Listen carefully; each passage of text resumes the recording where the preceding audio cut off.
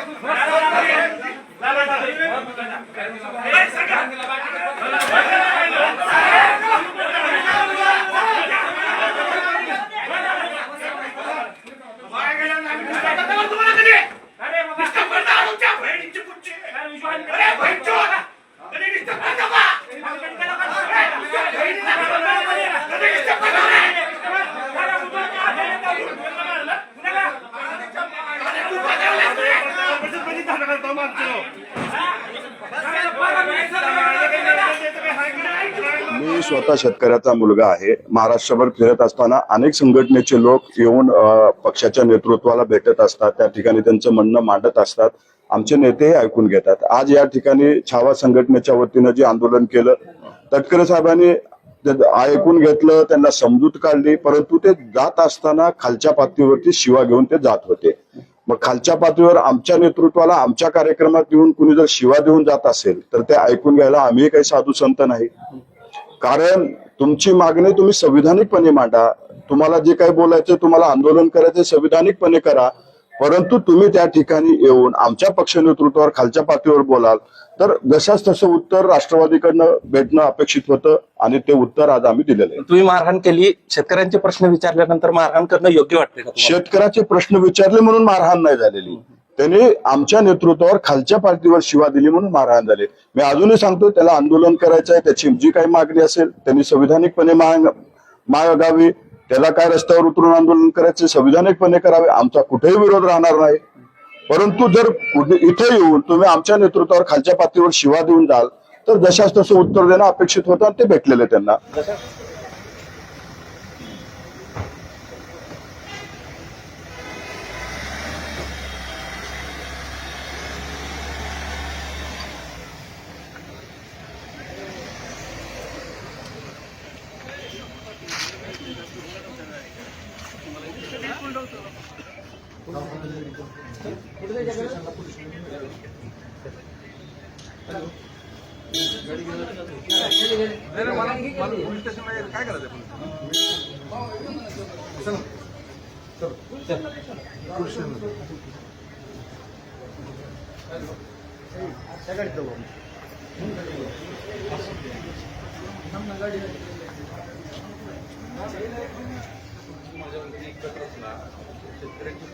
आवाजच नाही उठवला पाहिजे याची भावना आहे सरकारमध्ये.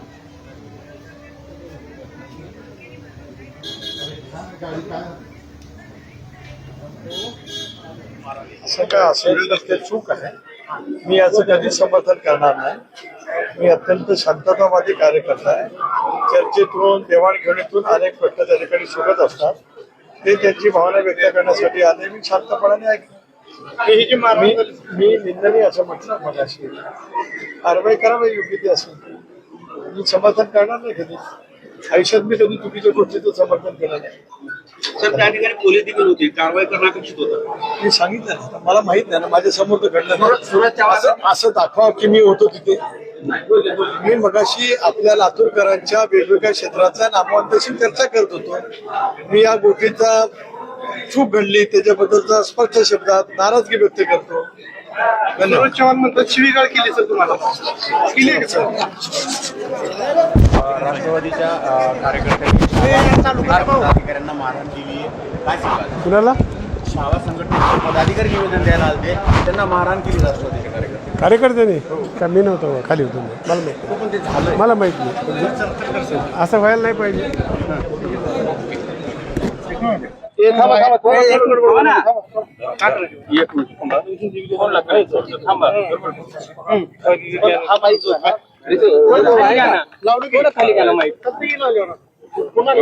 माईक खाली घ्या, माईक खाली घ्या ना थोडं.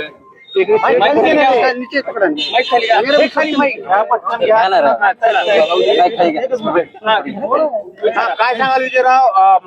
जरांगे पाटलांचा आता फोनवर तुमचा संपर्क झाला, काय त्यांचा फोन आला काय? नाही, जरांगे पाटील या घटनेकडे पूर्ण लक्ष देऊन आहेत. शेवटी राज्यातल्या या शेतकऱ्याच्या पोरावरचा हल्ला आहे. कुठला व्यक्तिगत द्वेष नव्हता, कुठली वैयक्तिक मागणी नव्हती. राज्याचा निष्क्रिय कृषी मंत्री बदला म्हणणं सुद्धा चुकीचं जर असेल या राज्यामध्ये तर अतिशय वाईट घटना आहे. मला जरांगे पाटलांचं बोलणं झालं, बच्चू कडूंनी फोन केला होता, रविकांत तुपकरनी फोन केला, राजू शेट्टी साहेबांनी फोन केला. या शेतकरी चळवळीतले सगळे लोक आहेत. जरांगे पाटील कदाचित उद्या मला आणखीन फोन करतील किंवा मग उद्या एखाद्या दिवस लातूरला पण ते भेटायला येतील. राज्यातला शेतकऱ्यांच्या पोरांमधला हा संताप आहे. राष्ट्रवादीची जी मस्ती आहे सत्तेची, ही मस्ती आता शेतकऱ्यांची पोरं उतरल्याशिवाय राहणार नाही. सूरज चव्हाण आहेत, त्यांनी म्हणले आम्ही काही संत नाहीत, तुम्ही जी केली त्याच्यावर प्रतिक्रिया म्हणून हे केलं असं सांगितलं त्यांनी. अरे संत नाही तू कोण? तू संत नाही म्हणजे आम्ही पण शांत नाहीत ना. शेतकऱ्याच्या बाबतीत चुकीची भूमिका मांडणारा कृषी मंत्री या राज्याला भेटला आहे, त्याच्याबद्दल आम्ही बोलायचं नाही.